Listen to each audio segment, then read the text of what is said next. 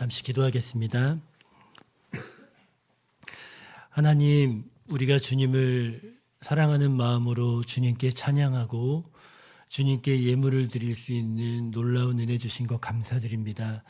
하나님, 이 은혜가 너무나 크기 때문에 우리가 또한 주님을 향한 놀라운 은혜 가운데서 감사합니다.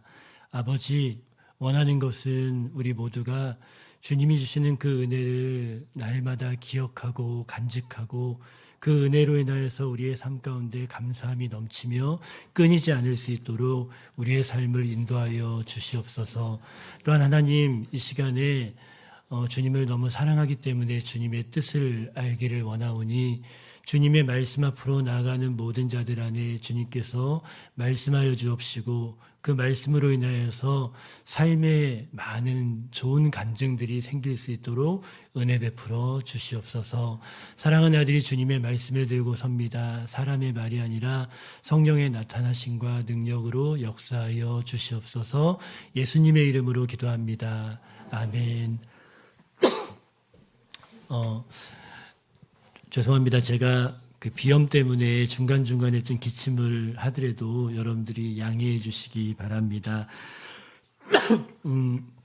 잠깐 제 소개를 하고 말씀을 나누도록 하겠습니다. 저는 예수전도단 대구 지부에서 사역을 하고 있는 박민호 목사이고요. 예수전도단 내에서 목회 지원 사역을 하고 있습니다. 그리고 내부적으로는 목회 지원 사역이지만은 외부적으로는 디딤돌 네트워크라는 이름으로 사역을 하고 있는데요. 크게 두 가지 사역을 하고 있습니다. 첫 번째는 개척교회 목사님들의 성경 연구 사역을 돕는 사역을 하고 있고, 두 번째 사역은 개척교회 목사님들 자녀들에게 장학금을 나누는 사역을 하고 있습니다. 저는 99년도부터 예수전도단 사역을 처음 시작해서 2003년도에 대구로 내려왔고요. 2003년도부터 2019년까지 예수전도단 대구지부 대표 간사를 했습니다. 그 이후에는 디딤돌 사역을 하고 있는 겁니다. 자녀가 둘이 있고요. 21살, 19살 두 딸이 있고 아내와 함께 경산에서 지금 살고 있습니다. 담임 목사님과는 제가 2003년에 대구에 처음 내려왔을 때에 2004년에 잠깐 드림교회에서 협력 전도사를 했었었는데 그때 우리 담임 목사님이 드림교회의 선임 부목사님으로 계셨었고요. 그때 교제하면서 지금까지 교제하고 있습니다. 여러분들 만나 뵙게 돼서 반갑고요. 저는 오늘 여러분들과 함께 기도에 대해서 함께 말씀을 나누려고 합니다. 저는 어린 시절부터 신학을 공부하면서 많은 그 선배 목사님들에게 한국 교회의 부흥의 토대는 기도에 있었다라는 이야기를 정말 많이 들었습니다. 그리고 선교단체 안에 있으면서 한 지금까지 30여 개국 정도를 다니면서 말씀을 나누고 복음전도 사역을 했는데 또 교회를 많이 방문을 했고요. 그런데 많은 나라를 다니면서 한국만큼 기도에 대한 열정이 많은 나라를 보지는 못했었던 것 같습니다. 한국인들은 특별히 한국에 있는 성도님들은 기도에 대한 굉장한 프라이드가 있는 것을 보게 되는 것이죠. 그런데 때로는 그런 기도에 대한 우리의 프라이드가 있음에도 불구하고 우리는 기도에 대해서 정확하게 알지 못한다라는 생각들도 해보게 됩니다. 기도에 대한 많은 오해가 있고요. 기도 응답에 대한 많은 선입견들이 있는 것들을 보게 되는 것이죠. 그래서 저는 오늘 본문을 통하여서 여러분들에게 예수님이 가르쳐 주신 기도의 원리와 원칙들이 무엇인지를 함께 나누려고 하는 것입니다. 우리는 산상수훈 안에 있는 본문의 말씀을 읽었습니다. 산상수훈은 일반적으로 예수님에 의해서 재해석되어진 율법에 대해서 이야기하고 있고 포괄적인 측면으로 본다면은 하나님 나라의 제자도에서 다루고 있는 것이 산상수훈입니다. 그 중에 특별히 6장 1절부터 18절까지의 말씀은 경건의 삶에 대한 예수님의 가르침이 나와 있습니다. 구제와 기도와 금식에 대한 가르침이 나와 있는 것이죠. 왜 이 세 가지에 대한 가르침이 있냐면은 이 세 가지의 내용은 유대인들이 경건에 있어서 가장 중요하게 생각했었던 영역이었기 때문인 것입니다. 그리고 그중 6장 5절부터 15절까지의 말씀은 기도에 대한 예수님의 새로운 가르침이 나와 있는 것을 보게 됩니다. 오늘 여러분들과 함께 읽은 본문 말씀은 6장 9절부터 13절까지의 말씀인데요. 오늘 말씀을 나눌 때에는 6장 5절부터 15절까지 좀 폭넓게 넓혀서 여러분들에게 말씀을 나누려고 합니다. 그리고 이 본문 말씀 가운데에는 크게 세 가지 정도의 아주 중요한 기도의 교훈이 있는 것을 보게 되는 것이죠. 하나하나를 좀 살펴볼 텐데요. 자, 첫 번째, 이 본문 말씀 가운데는 예수님께서 유대인들과 이방인들의 기도의 실수에 대해서 지적하고 있는 것을 보게 되는 것입니다. 자, 이건 뭘 얘기하는 거냐면은 오늘날 기도하는 우리들에게도 유대인들과 이방인 같은 실수를 하지 말아라라는 메시지를 던져주고 있는 것입니다. 자, 그러면은 유대인의 실수가 무엇이고 이방인의 실수가 무엇인지를 이해할 필요가 있습니다. 먼저 유대인의 실수를 볼 텐데요. 5절 상반부 말씀을 보도록 하겠습니다. 여러분들 성경책 있으신 분들 좀 펴시고요. 6장 5절 말씀을 보면은 또 너희는 기도할 때에 외식하는 자와 같이 하지 말라. 그들은 사람에게 보이려고 회당과 큰 거리 어귀에 서서 기도하기를 좋아하느니라 라고 말씀하는 것을 보게 됩니다. 자, 이것이 유대인들의 기도의 실수인데요. 유대인들의 기도의 실수는 사람에게 보이려고 외식하는 모습으로 기도했다라는 것입니다. 여기서 외식한다라는 말은요, 원어적인 의미는 각본에 쓰여진 대로 연기하다라는 의미가 있는 것입니다. 지금 예수님이 유대인의 기도를 보면서 이들의 기도는 각본에 쓰여진 대로 연기하는 것과 동일하다라고 지적하고 있는 것입니다. 이 기도는 아마 유대인들의 3시 기도에 대해서 이야기하고 있는 것 같습니다. 무슨 말이냐면은 유대인들은 기도할 때 하루에 3번 기도합니다. 9시, 12시, 오후 3시에 기도를 하죠. 근데 오후 3시 기도는 일반적으로 유대인들이요, 큰 거리가로 나와서 기도를 했습니다. 큰 거리라는 것은 오늘날로 치면은 유동인구들이 굉장히 많은 교차로를 의미하는 것입니다. 교차로에 나와서 나는 이러한 경건한 삶을 살고 있어 라는 것을 사람들에게 보여주며 기도하는 모습에 대해서 예수님이 지적하고 계신 거죠. 이들은 자신의 경건의 우월성에 대해서 자랑을 했었던 것입니다. 하지만 그 기도의 내용들을 볼 때에는 사람들의 반응에 집중하다 보니 진실성이 결여되어진 모습들을 보이게 되었던 것입니다. 이것이 유대인들 기도의 실수였던 거죠. 자, 이제 이방인의 실수에 대해서도 말씀하시는데요. 7절 말씀이 그걸 얘기합니다. 7절에 보면은 또 기도할 때 이방인과 같이 중언부언하지 말라. 그들은 말을 많이 하여야 들으실 줄을 생각하시니라 라고 말하고 있습니다. 자, 이 말씀에서 이방인의 기도의 실수는 중언부언하는 기도를 했다라는 것입니다. 중언부언이라는 말은 이런 의미입니다. 양에 집중하면서 기계적인 기도를 하는 것을 중언부언이다라고 얘기하죠. 시간을 채우거나 양을 채우기 위해서 했던 말 또 하고 했던 말 또 하고 하면서 기계적으로 하는 기도를 중언부언하는 기도다라고 얘기하는데, 사실 이방인들 같은 경우는 우상 숭배에 대한 경험들 때문에 우상은 인간의 손으로 만들었고 그 우상을 보면서 우상은 귀가 먹었기 때문에 많이 말해야지만 알아듣는다는 이방 종교의 습관들, 그 습관들을 그대로 자신의 삶 가운데로 가지고 들어왔었던 것입니다. 그렇기 때문에 이방인들의 기도의 습관은 어떻게든지 간에 말을 많이 해야 된다라는 생각들이 있었던 것이죠. 그렇지만은 이러한 말을 많이 해야지 기도를 듣는다라는 이 생각조차도 진실성을 상실한 기도였다라는 것을 예수님이 지적하고 있는 것입니다.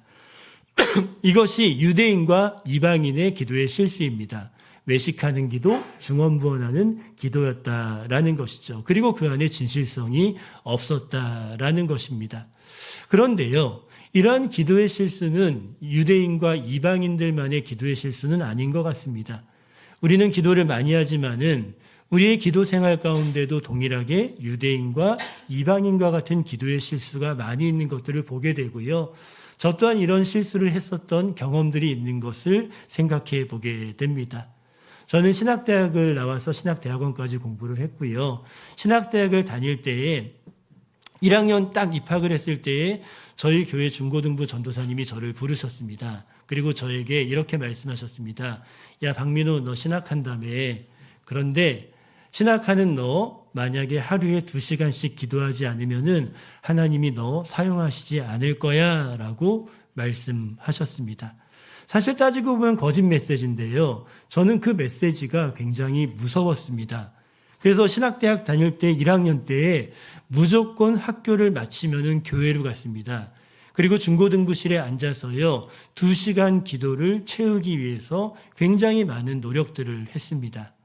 그런데 저는 굉장히 동적인 사람입니다. 그러니까 인지학습 이론에 따르면은 사람들이 뭔가 정보를 흡수할 때에 다양한 형태로서 흡수를 하게 되는데 그중에 저 같은 케이스는요, 청각적인 기능이 발달되어져 있고 굉장히 동각적인 기능이 발달되어져서 예를 들어서 책을 읽을 때에도 앉아서 읽는 것보다 책을 들고 왔다 갔다 하면서 읽을 때 책이 더 잘 읽혀지는 스타일의 사람이다라는 것입니다.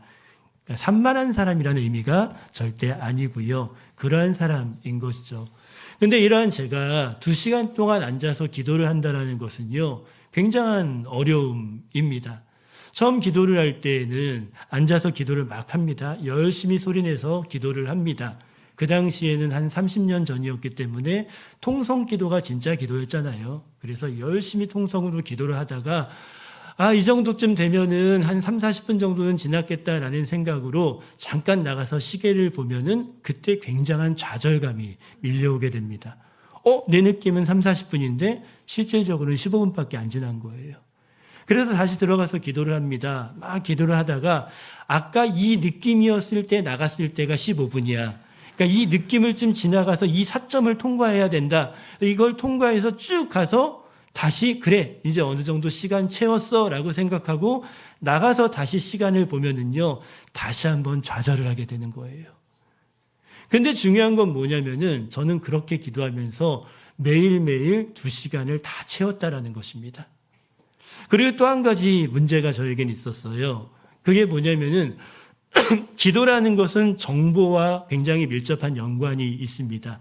기도의 소재 재료는요, 우리가 얼마나 많은 정보를 갖고 있느냐와 밀접한 연관이 있다라는 것입니다. 근데 20살짜리 신학대학 1학년이 무슨 정보가 있겠습니까? 못 모르는 거죠.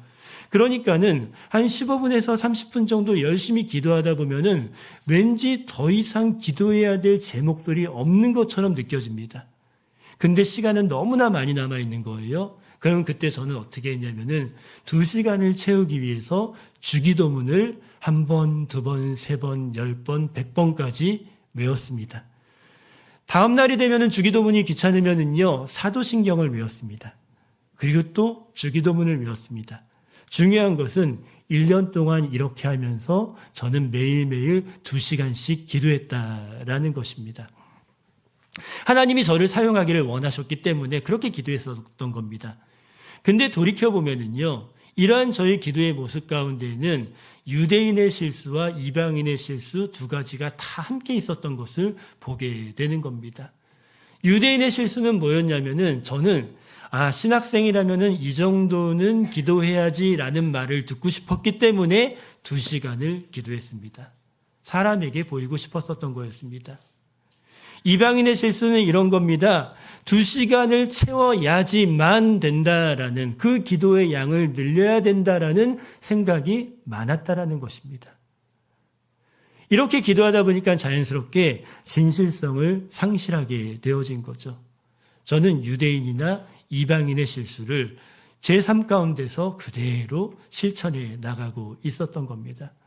저는 우리도 오늘날 그렇게 살 수 있다라고 생각합니다. 여러분들 열심히 기도하시잖아요. 하지만 기도할 때 여러분들의 기도의 동기들이 어디에 있는가에 대해서 한 번쯤은 고민해보고 점검해볼 필요가 있는 것입니다. 이러한 유대인들과 이방인의 실수에 대해서 예수님께서 기도가 어떤 것인지에 대해서 가르치는데, 은밀한 중에 계시는 하나님 앞에 나아가서 기도하라라고 말씀하고 있는 것을 보게 됩니다. 그리고 우리가 성경을 보면은요, 시편 62편 8절 말씀에 백성들아 시시로 너의 마음을 하나님께 토하여라 라는 말씀이 있는데, 그 말은 뭐냐면은 기도라는 것은 은밀한 가운데 계신 하나님 앞에 나아가서 진실한 마음으로 하나님께 마음을 토하는 것이 진정한 기도다라는 것을 보여주고 있는 것입니다. 오늘 본문은요, 그것을 말씀하고 있는 것이에요. 자, 두 번째, 오늘 본문 말씀은 예수님께서 하나님이 왜 우리의 기도를 들어주시는지에 대해서 말씀하고 있는 것을 보게 됩니다. 8절과 9절 말씀을 좀 볼 텐데요. 8절 말씀에 보면은 그러므로 그들을 본받지 말라. 구하기 전에 너희에게 있어야 할 것을 하나님 너희 아버지께서 아시느니라. 그러므로 너희는 이렇게 기도하라. 하늘에 계신 우리 아버지여, 이름이 거룩히 여김을 받으시오며. 우리는 이 두 구절 가운데에서 하나님을 향한 호칭이 아버지로 표현되어져 있는 것을 발견하게 됩니다. 이것은 굉장히 중요한 내용인데요. 하나님께서 우리의 기도를 들어주시는 이유를 말씀하고 있는데, 그 이유가 무엇입니까? 우리가 열심히 간청했기 때문입니까? 우리가 이 기도가 너무나 중요하다라고 생각하기 때문입니까? 우리의 경건이 뛰어나기 때문입니까? 우리가 대가지불과 권리 포기를 했기 때문입니까? 그거를 얘기하고 있지 않습니다. 하나님이 우리의 기도를 들어주시는 가장 핵심적인 이유가 아빠이기 때문에, 여기서 아버지라는 말은 파테르라는 말을 쓰는데, 이 파테르라는 말 자체는 아빠라고 번역하는 것이 훨씬 더 정확합니다. 하나님이 우리의 아버지, 아빠가 되시기 때문에 우리의 기도를 들어주는 거다라고 오늘 본문이 말씀하고 있는 것을 보게 되는 것이죠. 여러분, 기도에서 가장 중요한 것이 뭘까를 생각해 봅니다. 저는 기도에서 가장 중요한 것은 기도하는 자와 기도하는 사람과 하나님과의 관계를 설정하는 것이 기도에서 가장 중요한 요소다라고 생각합니다. 우리는 기도의 대상이 하나님 아버지라는 것에 집중할 필요가 있다는 거예요. 이렇게 된다면 나는 어떤 존재가 되는 겁니까? 나는 하나님의 자녀, 아들이 되는 거고 딸이 되어지는 거예요. 기도는 그런 겁니다. 기도는 우리의 포지션을 가지고 나가는 것이 아니라, 기도는 하나님 아버지 앞에 자녀로서 나가서 그분을 독대하는 것이 기도다라고 말할 수가 있는 것이고, 그러기 때문에 하나님이 아빠임으로 우리의 기도를 들어주시는 것입니다. 저는 예수전도단 대구지부에서 대표 간사를 할 때에 여러 사역들을 이렇게 리딩해 나가고요. 그들에게 조언을 하고 도와줬습니다. 그러다 보니까는 다양한 형태의 기도의 제목들이 생기게 되고요. 그리고 매일마다 모든 사역들을 위해서 기도할 수밖에 없었습니다. 대학 사역을 위해서, 청소년 사역을 위해서, 찬양 사역을 위해서, BDTS를 위해서, 간사들을 위해서 등등등을 위해서 매일매일 정해진 시간에 나가서 주님께 기도를 했습니다. 근데 어느 날 제가 무릎을 꿇고 하나님 앞에 열심히 예수전도단 대구집을 위해서 기도하고 있는데, 하나님이 제 마음 가운데 이런 감동을 주셨어요. 민호야, 너는 왜 내 앞에 나올 때도 대구지부장이냐? 나는 네가 내 앞에 나올 때 예수전도단 대구지부 대표 간사가 아니라 내 사랑하는 아들 박민호로 좀 나와서 나와 함께 관계했으면 좋겠다. 주님이 저에게 이런 음성을 들려주신 겁니다. 여러분, 이게 기도예요. 그래서 저는 그 순간에요, 무릎 꿇던 그 무릎을 양반다리로 바꾸고요, 하나님과 대화하듯 기도하기 시작했고, 그러한 기도의 습관이 아직까지도 남아있는 것을 보게 되는 것입니다. 기도는 아빠에게 하는 거예요. 그리고 그 아빠가 우리의 기도를 들어주시는 이유는 그냥 아빠이기 때문인 겁니다. 아빠이기 때문에. 아버지이기 때문에. 사실 이 아버지라는 이 단어는요, 굉장히 언약신학적인 표현입니다.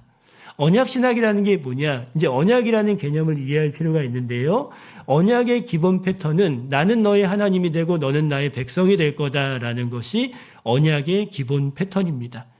그런데요, 이 패턴 안에서 하나님이 정말 말하고 싶은 것 한 가지가 중요합니다. 나는 너의 하나님이 되고 너는 나의 자녀다라는, 나의 백성이다라는 이 말 안에는 하나님이 이스라엘 백성을 자기 백성 삼으시고 그 이스라엘 백성에게 아버지 노릇을 해주겠다라는 것을 의미하는 것입니다. 하나님이 아버지 노릇을 해주겠다라는 거예요. 이거는 우리에게 적용되어지는 것이죠. 여러분들에게 적용되어지는 겁니다. 하나님이 여러분들을 언약 백성 삼으셔서 하나님의 자녀 삼아 주셨습니다. 하나님의 자녀들이 누릴 수 있는 놀라운 특권이 있는데 그게 뭐냐면은 하나님이 여러분들에게 아버지 노릇을 해주신다라는 겁니다. 아버지 노릇을요. 이건 너무나 영광스러운 은혜이고 영광스러운 축복인 겁니다. 하나님이 나의 아버지라는 거예요. 근데 말씀을 보면은요, 그 아버지는 자녀의 모든 필요를 아신다라고 말씀하십니다. 8절 말씀을 보니까는요, 그러므로 그들을 본받지 말아라. 구하기 전에 너희에게 있어야 할 것을 하나님 아버지께서 아신다라고 말씀하세요. 하나님은 자녀의 모든 필요를 아시는 아버지다라는 것입니다. 여러분 이런 생각을 좀 해보시면 좋을 것 같아요. 여러분들이 지금 누리고 있는 수많은 것들 가운데 이 모든 것들이 다 기도에서 얻은 것들입니까? 아닐 거예요. 대부분은 아닐 겁니다. 기도를 안 했는데도 여러분들은 누리고 있는 것들이 너무나 많이 있다라는 거예요. 그게 뭘까요? 하나님이 여러분들에게 아버지 노릇해 주신 거예요. 여러분들이 구하기 전에 여러분들에게 필요한 것이 무엇인지를 알기 때문에 그것을 여러분들에게 미리 주신 겁니다. 미리 주신 거예요. 그게 아버지 노릇입니다. 그리고 그 아버지는 자녀에게 가장 좋은 것을 주시는 것을 기뻐하시는 분입니다. 마태복음 7장 11절 말씀에 보면은요, 전부 그 전에 구하라, 찾으라, 두드리라 라고 이야기한 다음에 맨 끝에 가서 너희가 악한 자라도 좋은 것으로 자식에게 줄 줄 알거든 하물며 하늘에 계신 너희 아버지께서 구하는 자에게 좋은 것으로 주시지 않겠느냐라고 말씀하십니다. 하늘에 계신 아버지는요, 자녀들에게 헌 것을 주시는 분이 아니에요. 하늘에 계신 아버지는 자녀들에게 가장 좋은 것, 가장 좋은 타이밍에 가장 적절하게 가장 좋은 것으로 주시는 분이 하나님 아버지다라는 것을 이 말씀이 우리 가운데 말하고 있는 것입니다. 그렇기 때문에 기도하는 자들이 반드시 가져야 될 믿음이 있습니다. 그 믿음이 뭐냐면은 하나님의 백성은 자녀로서 하나님 아버지 안에는 굉장히 풍성한 신적 부요함이 있잖아요. 그 신적 부요함을 내 것으로 끌어다 쓸 수 있는 특권이 하나님 백성, 하나님 자녀에게는 있는 거예요. 그 믿음으로 기도하는 것이 진짜 기도다라는 것을 예수님이 우리 가운데 가르치시고 계신 겁니다. 저는 이 가르침에 너무나 감사하고 있습니다. 그래서요, 우리 자녀들이 어린 시절부터 계속해서 우리 자녀들에게 이렇게 가르쳤어요. 너희가 기도할 때는 육신의 아빠는 나지만은 진짜 아빠는 하늘에 계셔. 그래서 너희가 항상 기도할 때는 아빠에게 기도하듯이 기도해야 된다라고 저는 아이들에게 가르쳐 왔습니다. 근데 저희 큰딸아이가요, 진짜 그렇게 기도를 하더라고요. 저희 큰딸아이는 하나님의 은혜로 지금 미국에서 공부를 하고 있습니다. 그런데 돈이 많아서 가게 된 것은 아니었습니다. 저희는 그닥 부유한 가정은 아닙니다. 그런데 미국으로 가게 되어졌어요. 근데 저희 아이가 미국 입시를 준비하면서 여러 좋은 학교들에 합격을 할 수 있었습니다. 그런데 원하는 장학금이 나오지 않고 재정이 없어서 갈 수 없는 상황이었습니다. 그런데요, 저희 딸아이가 중학교 3학년 때부터 매일 새벽 예배를 드렸는데 그 새벽 기도를 하고서 왔을 때 제가 딸아이에게 물었어요. 너 오늘은 무슨 기도했냐라고 물었습니다. 근데 그 딸아이가 이렇게 얘기하더라고요. 아빠, 내가 하나님에게 가서 이렇게 기도했어요. 하나님, 당신이 내 진짜 아빠잖아요. 우리 육신의 아빠는 돈 없어요. 근데 나 미국 가야 되는데 하나님이 내 아빠니까는 당신이 책임지세요. 저 돈 주세요. 이렇게 기도했다라고 얘기하더라고요. 그래서 제가 잘했다라고 칭찬을 했습니다. 여러분, 근데요, 이게 진짜 기도예요. 이 이후에요, 제 딸아이는 미국의 한 대학에서 한 학비의 80% 정도의 장학금을 받았고 한 기업에 연결되어져서 보조를 받아서 미국으로 갈 수 있게 되어졌습니다. 하나님이 주신 거다라고 저희 딸아이는 굳게 믿고 있고요. 엊그저께도 전화 와서 저희 둘째 아이가 대학을 들어가게 되면서 첫째 아이가 휴학해야 될 상황인데 하나님 아빠한테 기도하라라고 권면을 했습니다. 그때 제 딸아이가 그래요, 저 지금 하나님 아빠한테 기도하고 있어요 라고 이야기를 하더라고요. 이게 기도입니다. 기도는요, 아빠에게 하는 거예요. 그리고 아빠이시기 때문에 우리의 기도를 들어주시는 겁니다. 자, 세 번째입니다. 세 번째, 오늘 본문 말씀은 예수님께서 기도의 중심에 뭐가 있어야 되는지를 말씀하고 계신데, 기도의 중심에는 하나님 나라가 있어야 된다라는 것을 말씀하고 계신 겁니다. 우리가 아까 읽었었던 본문 주기도문 6장, 마태복음 6장 9절부터 13절까지의 말씀들을 우리가 다시 한 번쯤 기억을 해봤으면 좋겠는데요. 이 구조를 보게 되면은 주기도문이 정말 요구하는 기도가 무엇인지를 명확하게 이해할 수 있는 것을 보게 됩니다. 이미 머릿속에 있으시기 때문에 자, 주기도문을 한번 생각을 해보면은요. 주기도문의 중심에는 세 개의 당신 청원과 세 개의 우리 청원이 있는 것을 보게 됩니다. 이게 주기도문의 본론 부분을 형성하고 있는 겁니다. 자, 세 개의 당신 청원이 뭡니까? 당신의 이름이 거룩히 여김을 받으시오며 당신의 나라가 임하옵시며 당신의 뜻이 하늘에서 이룬 것처럼 땅에서도 이루어지이다. 이 세 가지가 당신 청원입니다. 그리고요, 세 개의 우리 청원이 있는 것을 보게 되는데요. 첫 번째 우리 청원은 뭡니까? 오늘날 우리에게 일용할 양식을 주옵시고 또 우리가 죄진 자를 용서한 것처럼 우리의 죄를 용서하여 주옵시고, 세 번째는 뭡니까? 우리를 시험에 들게 하지 마옵시고 악으로부터 보호하여 주시옵소서라는 것입니다. 그래서 주기도문을 구조 분석을 해보면은 중심에는 세 개의 당신 청원과 세 개의 우리 청원이 있는 것을 보게 되는 겁니다. 그런데요, 이거를 좀 더 깊이 있게 분석을 해보면은 세 개의 당신 청원은 한 개의 당신 청원으로 귀결되어지는 것을 보게 됩니다. 자, 이게 무슨 말인지를 설명해 드릴게요. 세 개의 당신 청원이 뭡니까? 첫 번째는 당신의 이름이 거룩히 여김을 받으시오며예요. 그런데 이 당신의 이름이 거룩히 여김을 받으시오며라는 구절은 사실은 유대인들의 신앙 고백이다라고 말해도 전혀 신학적으로 문제가 없다라는 것입니다. 자, 이게 무슨 말이냐면요. 마태복음 같은 경우는 이 산상순 안에 주기도문을 넣어 놓습니다. 왜냐하면 마태복음은 모음집이기 때문입니다. 그런데 누가복음을 보면은 좀 더 내러티브적인 측면에서 주기도문을 이야기하고 있는데 무슨 내용이냐면은 누가복음에서는 제자들이 예수님에게 기도문을 요청합니다. 예수님, 세례 요한이 그의 제자들에게 기도문을 가르쳐 줬습니다. 그러니까 당신도 우리에게 기도문을 좀 가르쳐 주세요라고 부탁을 받았기 때문에 예수님이 주기도문을 가르쳐 주신 겁니다. 그런데요, 이게 굉장히 중요한 의미를 갖고 있는 게 뭐냐면은 1세기의 문화를 엿볼 수가 있는 겁니다. 예수님 당시에 유대인들은 많은 랍비들이 있었습니다. 그런데요, 그 랍비들은 그들의 제자들에게 항상 기도문을 가르쳤다라는 것입니다. 그 랍비가 기도문을 만들어서 기도문을 가르치는 것이 랍비들의 중요한 역할 가운데 하나였다라는 것이에요. 자, 그런데 그러한 1세기 랍비들이 가르쳤었던 많은 기도문들을 보게 되면은 거의 모든 첫 구절들은 어떻게 적혀져 있냐면은 오 하나님 당신은 거룩하십니다라고 적혀져 있는 것을 보게 됩니다. 모두가 다 하나님의 거룩하심을 찬양하고 있다라는 것입니다. 심지어는 유대인들이 정기적으로 드리는 그 회당 예배의 기도문도 제일 첫 구절, 18개의 기도문 가운데 제 첫 구절에는 하나님의 거룩하심에 대해서 찬양하고 있는 것을 보게 됩니다. 자, 이건 뭘 얘기하는 거냐면요.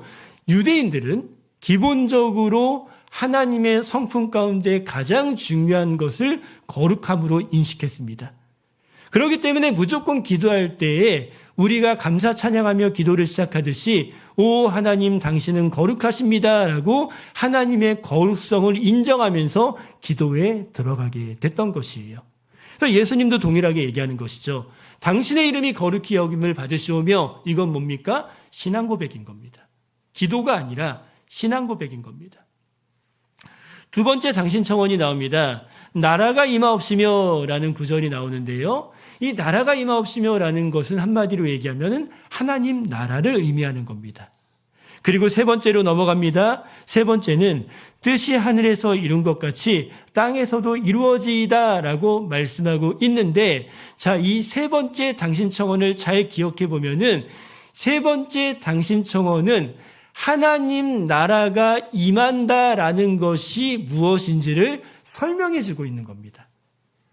하나님 나라가 임하는 게 뭐니? 그거는 하나님의 뜻이 하늘에서 이룬 것처럼 땅에서도 이루어지는 것이 하나님 나라가 임하는 거야.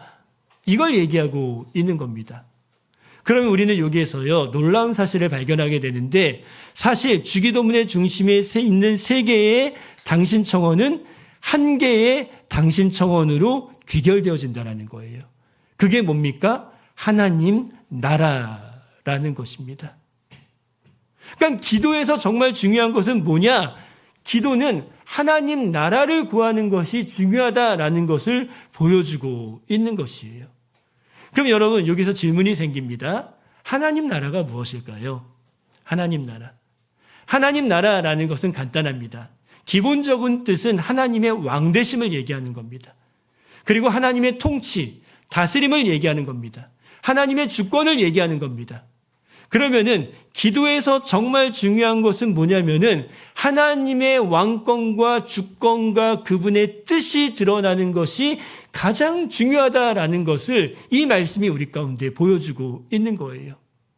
그러니까 기도라는 것은 이런 거라는 겁니다. 기도는요, 내 뜻대로 마옵시고 아버지의 원대로 하시옵소서, 이게 진짜 기도다라는 것을 예수님이 몸으로 보여주기 이전에, 겟세마네 동산에서 몸으로 보여주기 이전에 이론적으로 제자들에게 가르치고 있는 거다라고 이해할 수 있는 것입니다.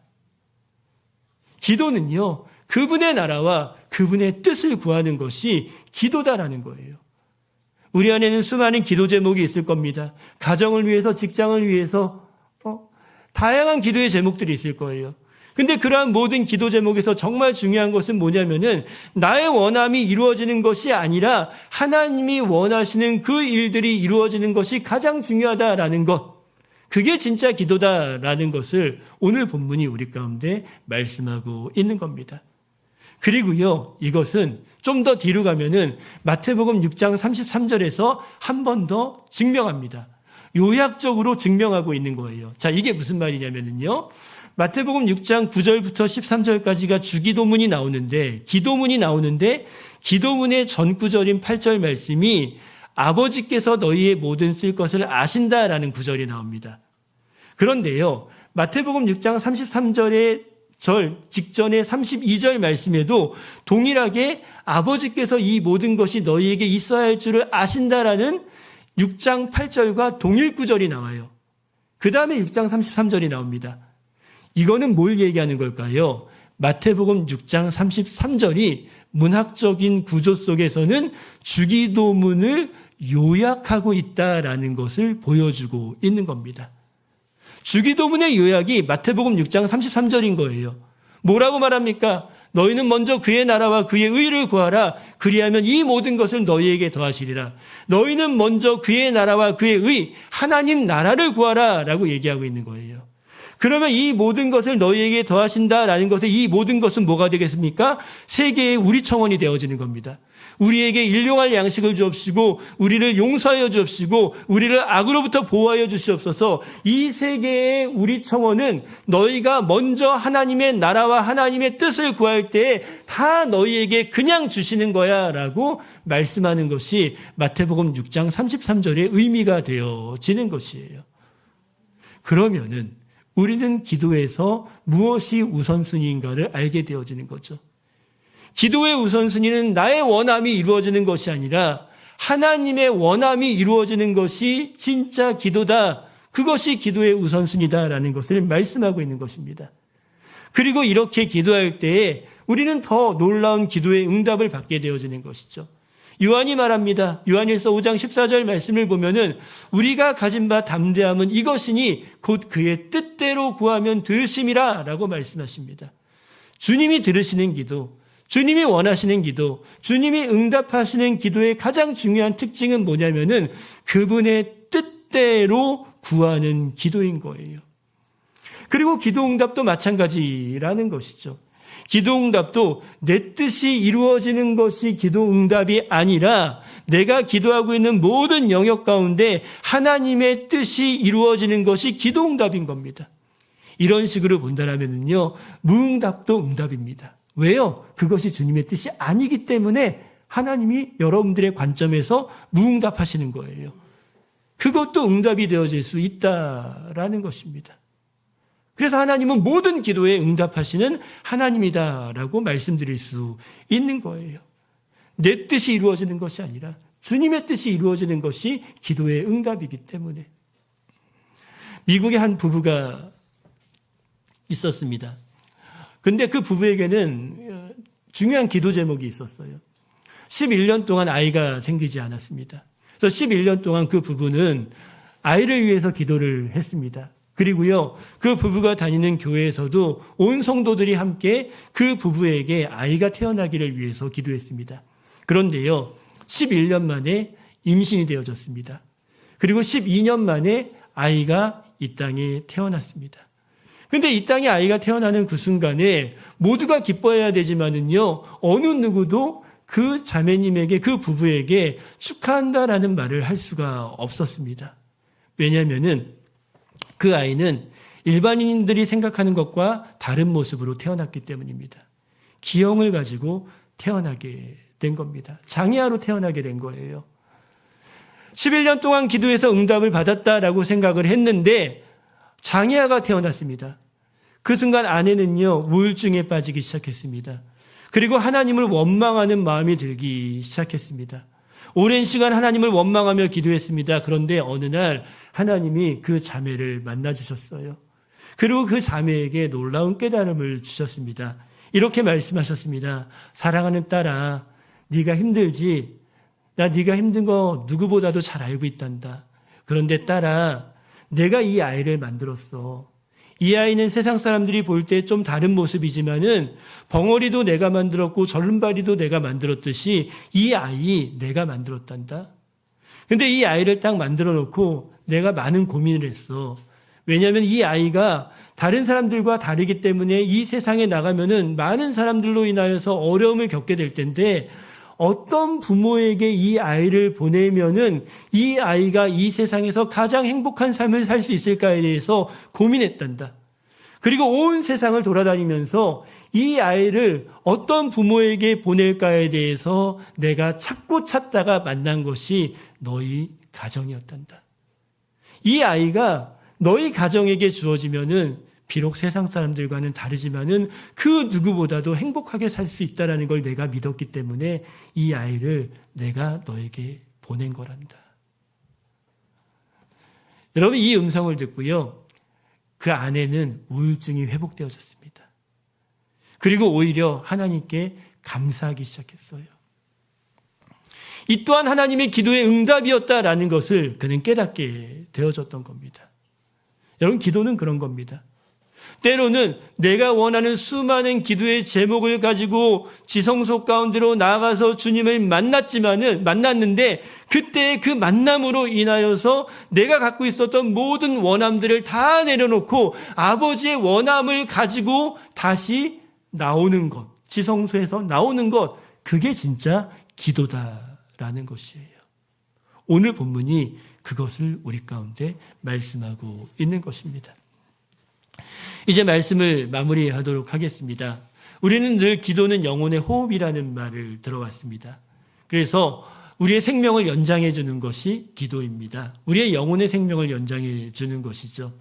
그리고 우리는 기도는 늘 영혼의 양식이다라는 말을 들어왔습니다. 그래서 기도를 열심히 함으로 인하여서 우리의 영혼은 주님 앞에서 더 자라나고 성장할 수 있었습니다. 그런데요, 안타깝게도 공기도 그렇고 음식도 그렇듯이 안 좋은 공기를 계속 마시면은 건강할 수 없습니다. 안 좋은 음식을 계속 먹으면은요, 살은 쪄가지만은 건강할 수 없습니다. 이 말은 뭘 얘기하는 걸까요? 기도가 아무리 영혼의 호흡이고 영혼의 양식이다 할지라도 우리가 기도에 대한 올바른 원리와 원칙, 다시 말해서 성경이 말하고 있는 기도의 원리와 원칙과 상관없는 기도를 한다라면은 이거는 오히려 우리의 영혼을 해칠 수 있다라는 것이에요.